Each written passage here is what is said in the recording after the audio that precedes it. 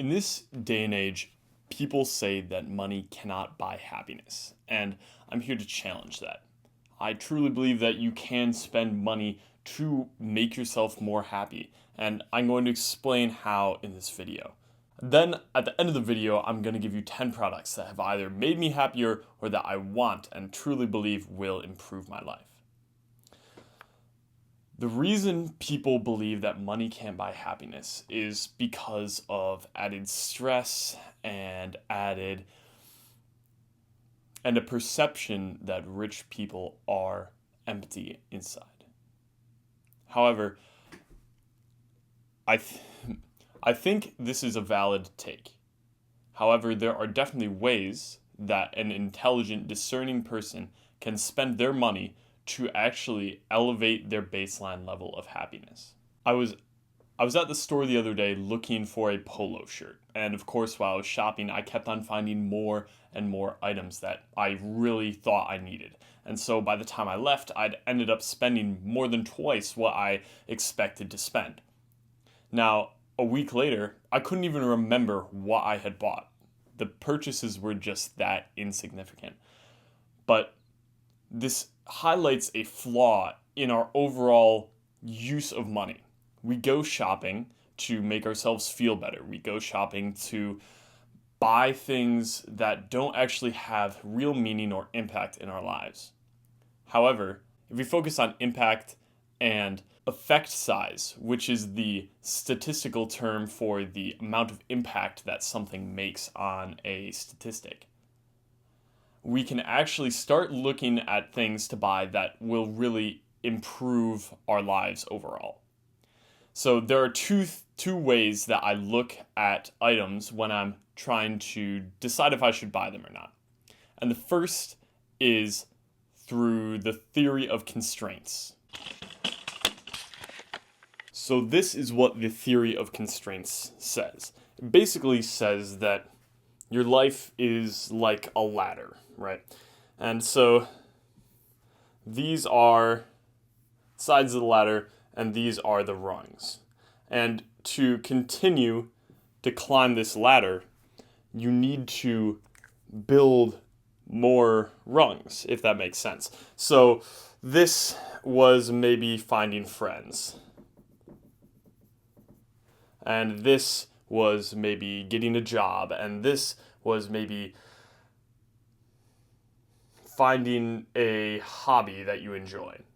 And so as we continue, your life is improving every time you build another rung on. However, eventually you'll get to the point where you can't really improve much more. You get stuck here, and that is because there is a constraint that is holding your life back. There's something over here, this rung here, that you can't quite put on the ladder yet. You need to add those parts to the ladder in order to keep on climbing. And in my own life, when I reflect on this, I find that this is actually health. Health is the big hitter that really impacts your happiness. Because when you feel sick, when you feel tired or down, nothing else seems to matter. And so I found that health was the biggest constraint in my life when I started reflecting on this. And that is what pushed me to start making these decisions. So that is theory number one. Theory number two, when I look at what to buy, is what I call the happiness pyramid. Now, this is highly based on Maslow's hierarchy of needs, but I think it's just kind of weird and is hard to understand. So here is my breakdown of it. At the top of the pyramid, we have what I would call success and work and purpose. And that is all high level stuff. This is all feeling like you are contributing to the world, contributing to society, and making a difference. And then second is social connection below that. And social connection is both romantic, having a partner, having a wife, having children, having good friends that you look up to, and good role models as well. And then the very base is health. And this is another reason why I think health is so impactful. And it is because it is the foundation on which everything else is built. And a lot of people have shaky pyramids. Their hierarchy is top heavy because they are focusing on finding their purpose. They are focusing on really making all these social connections and finding fulfillment in other people. However, if your health is not taken care of, the rest of your life will suffer because it will be built on a foundation of sand, to reference the Bible. Truly, if you don't build this strong foundation in the beginning, nothing else will matter because there will always be this something missing at the very bottom. You won't be able to feel the same level of happiness as if you elevate your baseline through improving your health. And then looking at health in itself, I started looking at what the pyramid of health looks like.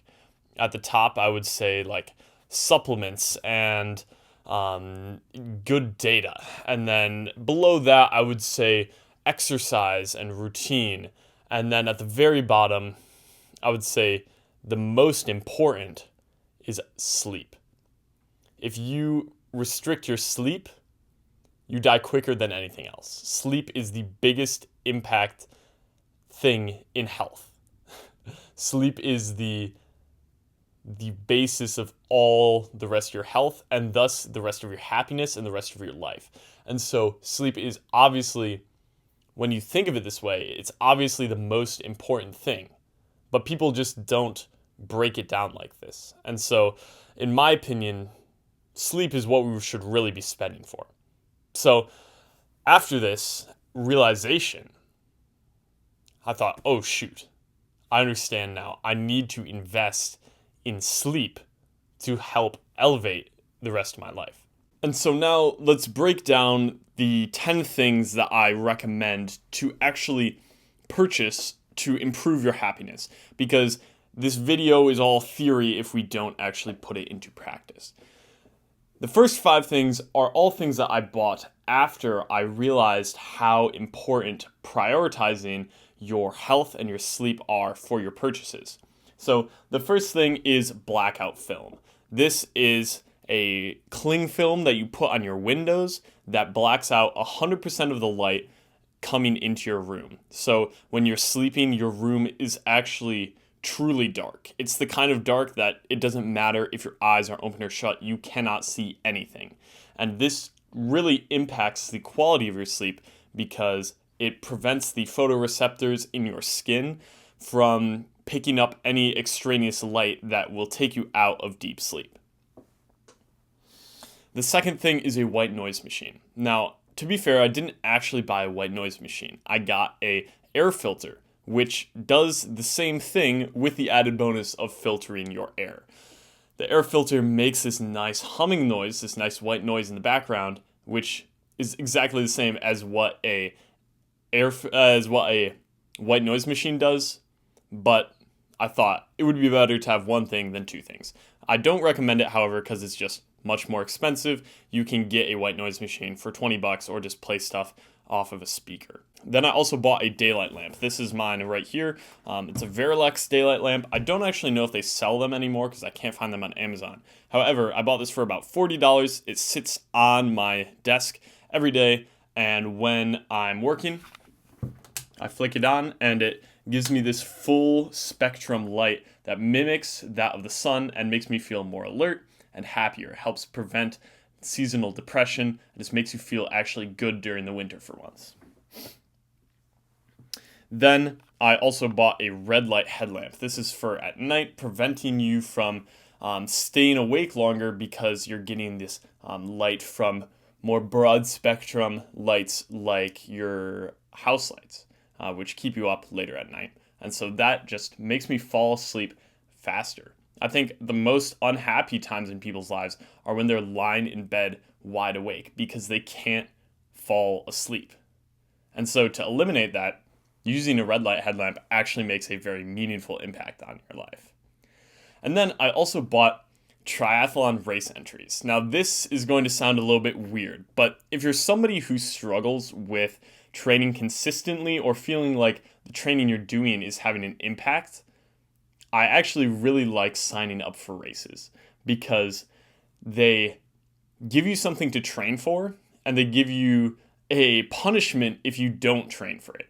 Essentially, you know that there is going to be this test, this race that you'll have to run in 3 months. And so those whole 3 months, you're thinking about this race, thinking if I don't train, it's going to be very painful on race day.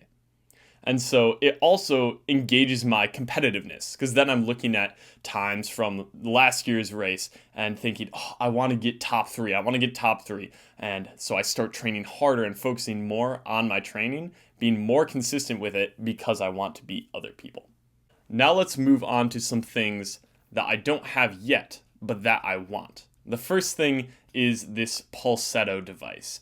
This is, I believe, FDA approved now, that it is a vagus nerve stimulation device, which essentially helps you sleep better, helps you be more productive, and makes you genuinely happier. And this has been scientifically tested, scientifically proven that this is actually something that improves your baseline dopamine. Next I have the 8 Sleep mattress topper. This thing is like $2,000. So you can understand why I don't have it yet. It is a mattress topper that regulates your body temperature during the night, helping you feel better in the morning because you're able to get better, deeper sleep at night. Then I also want a Whoop band. This is partially because of my ongoing project to beat Brian Johnson's sleep streak, but I do want this because I love data so much, and I really find it so interesting to be able to log all of this and look at it very intricately. And the final thing that I want is a copper pillowcase. Now this sounds a little bit weird, but it does actually have improvements to your overall sleep, strangely enough. And all these things are just so small, so seemingly innocuous that when you try them, they slowly build up to create this level of sleep where you feel amazing every single day.